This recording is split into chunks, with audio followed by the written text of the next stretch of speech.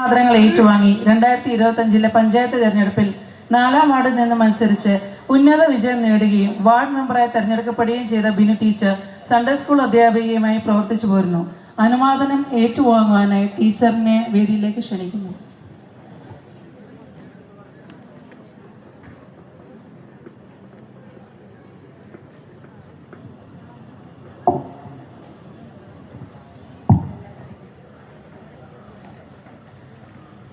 മറുപടി പ്രസംഗത്തിനായി ശ്രീമതി വടശ്ശേരിക്കര ഗ്രാമപഞ്ചായത്ത് പ്രസിഡന്റിന്റെ സ്ഥാനമേറ്റ ശ്രീമതി ഉഷ കെ അവരുടെ വേദിയിലേക്ക് ക്ഷണിക്കുന്നു.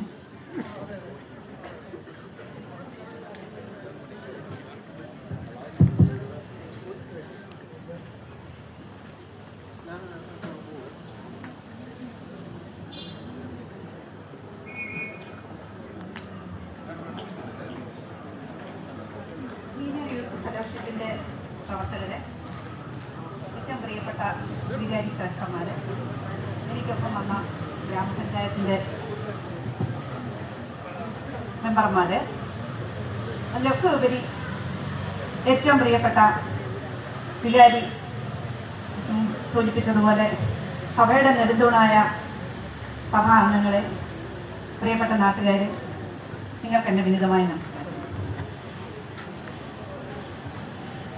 ഈ ധന്യമായ വേദിയിൽ ഇങ്ങനെ ഒരു ചടങ്ങ് സംഘടിപ്പിച്ച് ഗ്രാമപഞ്ചായത്തിൻ്റെ പ്രതിനിധികളായി ഈ നാടിൻ്റെ വികസന പ്രവർത്തനങ്ങൾക്ക് വേണ്ടി നിലകൊള്ളുന്നവരെ സ്നേഹപൂർവ്വം തന്ന ആദരവിന് ഞാൻ ആദ്യമേ തന്നെ ഗ്രാമപഞ്ചായത്തിൻ്റെ പേരിലുള്ള ഏറ്റവും നന്ദി സ്നേഹം അറിയിക്കുന്നു.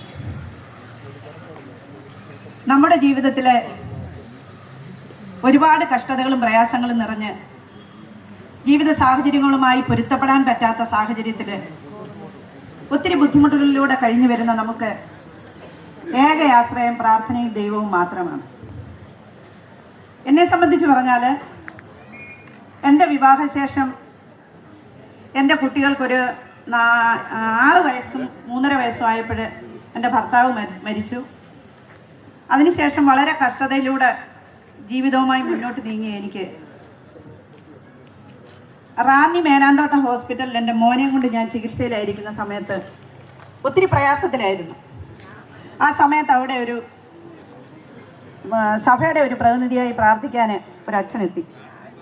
അപ്പം ഞാനിങ്ങനെ എൻ്റെ സങ്കടങ്ങളൊക്കെ അങ്ങ് പറയുകയൊക്കെ ചെയ്തപ്പോൾ എനിക്കൊരു ബൈബിൾ തന്നിട്ട് എന്നോട് പറഞ്ഞു, കുഞ്ഞെ, നിൻ്റെ പ്രയാസവും സങ്കടവും ഒന്നും ഒരു വ്യക്തിയോട് പറയാനുള്ളതല്ല, നമുക്ക് പറയാനുള്ളത് നമ്മുടെ ദൈവത്തോടാണ്. ശരിക്കും അപ്പോഴാണ് എനിക്ക് എൻ്റെ ഉള്ളിൽ ഒരു ബോധ്യം ഉണ്ടായത്. അന്ന് മുതൽ ഇന്നലെ രാത്രി 1 മണി വരെയും 23-ാം സങ്കീർത്തനം വായിച്ച് വന്ന ഒരു വ്യക്തിയാണ് ഞാൻ.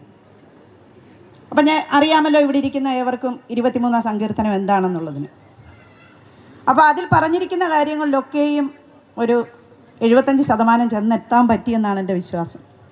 മക്കളെ നല്ല നിലയിൽ പഠിപ്പിച്ച് ജോലി വാങ്ങിക്കൊടുക്കുവാനും ഒക്കെ എന്നെ സഹായിച്ച ആ പ്രാർത്ഥന, ഞാനത് എൻ്റെ ജീവിതാനുഭവം ഇവിടെ പറഞ്ഞത്. നിങ്ങളുടെ കഷ്ടതയിലും പ്രയാസത്തിലും നിങ്ങൾ ദൈവത്തെ മുറുകെ പിടിക്കുക. അതേപോലെ തന്നെ നമ്മൾ സമൂഹത്തിൻ്റെ ഭാഗവാക്കാകുവാൻ നമ്മുടെ തലമുറയ്ക്ക് പകർന്നു കൊടുക്കാവുന്ന സന്ദേശം അത് മാത്രമാണ്.